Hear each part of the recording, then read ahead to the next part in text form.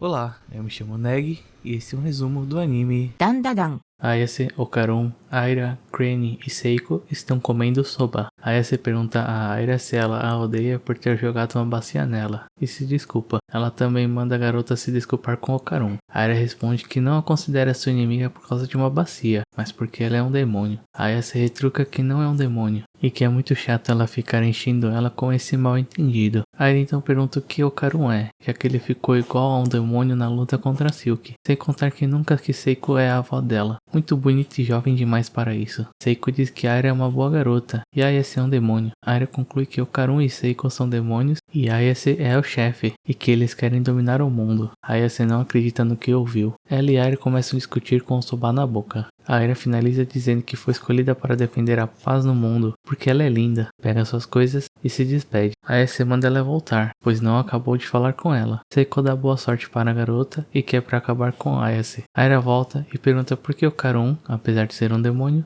a tentou salvar várias vezes. Ayase fica entre eles e diz que ele não é um demônio. Okarun responde que não há motivo e que se alguém está com problemas, ele ajuda. Aira fica surpresa com a resposta e diz que ele ainda tem um coração humano. Ela promete que irá libertá-lo de Ayase Momo e então olha para ele com ternura e vai embora. Ayase pergunta o que foi isso. Okarun diz que ela entendeu tudo errado. Aira corre enquanto pensa que é errado o que ela sente, que ele é um demônio e ela é uma humana. Okarun pergunta se não tem como fazer isso de um jeito normal. Granny manda ele se calar, pois irá devolver sua bola. Seiko fica em posição para rebater. Granny se prepara para arremessar a bola. Ela arremessa. Seiko tenta rebater, mas a bola passa por cima de seu taco e acerta Okarun no lugar certo. Ele sai rolando e Ayase fala strike, batedor fora. Depois pergunta se voltou. Okarun grita que voltou e todos comemoram. Seiko diz que da próxima vez ela acerta. Ayase parabeniza Okarun por recuperar uma bola e Okarun fala que é vergonhoso. Na escola, Ayase sugere Okarun perguntar nos fóruns de ocultismo. O garoto se desculpa, dizendo que não tem um computador. Ayase comenta que vai ter que pegar mais trabalho e comprar no celular, e depois combina de se encontrarem no terraço na hora do almoço. Okarun se desculpa e diz que quer fazer um relatório durante o almoço. Ayase o chama para ir a um night café depois da aula, mas o garoto diz ter coisas para fazer depois da aula. Ayase diz que entende, mas sente que tem algo estranho. Ela vai comer com suas amigas, que perguntam do Okarun. Ela responde que ele está fazendo um relatório, mas é meio suspeito, que tá muito na cara que ele está escondendo algo. Miko pergunta se é outra garota. Ayase responde que Okarun é o último que faria ela suspeitar disso. Ela pensa na Aira e não acredita que seja isso. Ela se levanta e diz que irá comprar uma bebida. Miko pede um pompe. Ayase anda pela escola, pensando no que a está incomodando enquanto carrega 2 pompe. Ela vê Okarun em cima de Aira atrás do prédio da escola. Ela solta os sucos e não acredita na cena. Okarun está atrás do prédio da escola fazendo flexões. Ele coloca peso nos braços e começa a fazer agachamento. Ele diz que precisa ficar mais forte para Ayase não passar por apuros. Aira o chama. Ela diz que ele é um demônio e ela uma humana, mas não pode conter seus sentimentos e o manda ficar parado para fechar os olhos. Ela segura o rosto do garoto e se aproxima para beijá-lo. Okarun a afasta empurrando o rosto dela. Ela pergunta por que ele está se esquivando, que isso é esquisito.